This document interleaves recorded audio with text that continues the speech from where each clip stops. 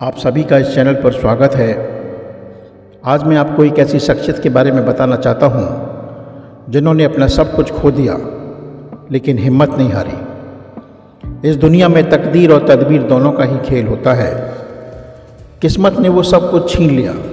इतनी परेशानियाँ, इतने कष्ट, इतने दुख, विपत्तियाँ पीछा छोड़ने का नाम नहीं ले रही थी। एक ऐसी हस्ती की बात कर रहा हूँ जिसने अपनी रियल लाइफ में उम्मीद से अधिक संघर्ष को देखा। इनके परिवार में एक के बाद एक मौतें हुई। ऐसी कठिनाइयों के दौर में अच्छे परस्त हो जाते हैं, लेकिन अपने संघर्षों से लड़कर के चट्टान की तरह, ऊंचे पर्वत की तरह खड़ी रही और हर एक मुश्किल का लगातार सामना किया। हमारे देश की एक ऐसी महान हस्ती जिनके सामने दुनिया के हर एक व्यक्ति का दुख, दर्द, परेशानी, विपत्ति बहुत छोटी लगेगी। और ये भी हो सकता है कि उनके दुख दर्द की कहानी सुनकर कहीं आपकी आंखें भी ना भर जाएं। प्रत्येक नारी पुरुष के लिए ये प्रेरणा स्रोत है। मैं YouTube पर अपने चैनल एवरग्रीन मोटिवेशनल के सभी व्यूवर्स और सभी सारे सब्सक्राइबर्स, अपने परिवार व देश की जनता की तरफ से उन महान हस्ती, हमारे देश की नवनिर्वाचित महामहिम राष्ट्रपति श्रीमती द्रौपदी मुर्मू जी को देश की पहली महिला राष्ट्रपति मनोनीत होने पर हार्दिक शुभकामनाएं। इनके बारे में थोड़ा सा बताना चाहूँगा कि इनके पति श्यामचरण मुर्मू जी थे। इनके परिवार में एक 3 वर्ष की बेटी, 2 बड़े बेटे थे। इनके परिवार की स्थिति बहुत अच्छी नहीं थी। परेशानी के चलते इनकी बेटी अचानक ख़त्म हो गई। 2 बड़े बेटे थे, लेकिन दुख इनका पीछा नहीं छोड़ रहा था।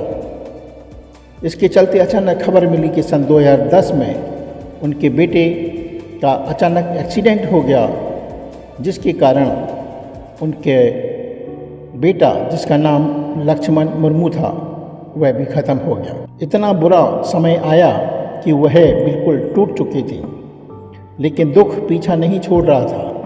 कुछ समय के बाद दूसरा बेटा भी ख़त्म हो गया सन 2013 में।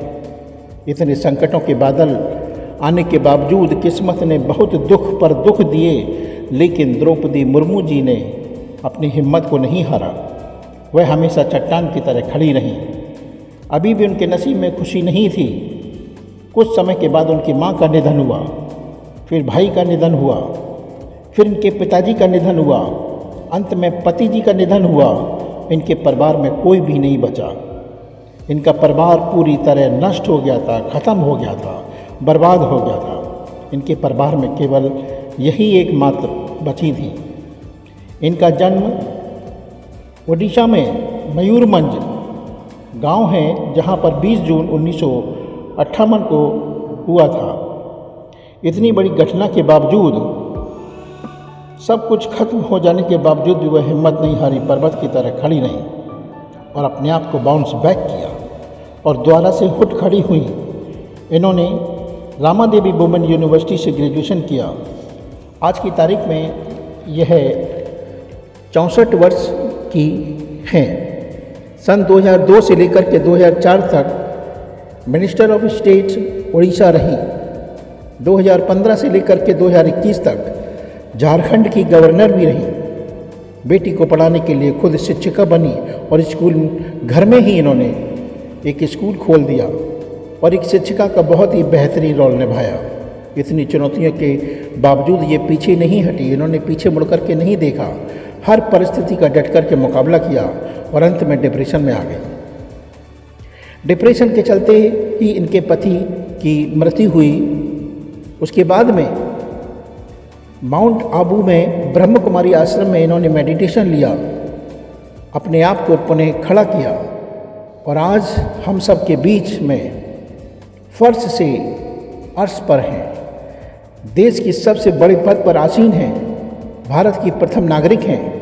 तीनों सेनाओं की सर्वोच्च अधिकारी हैं। ऐसी महान, निडर और आयरन लेडी भारत की नवनिर्वाचित महामहिम राष्ट्रपति जी को ढेर सारी शुभकामनाएं।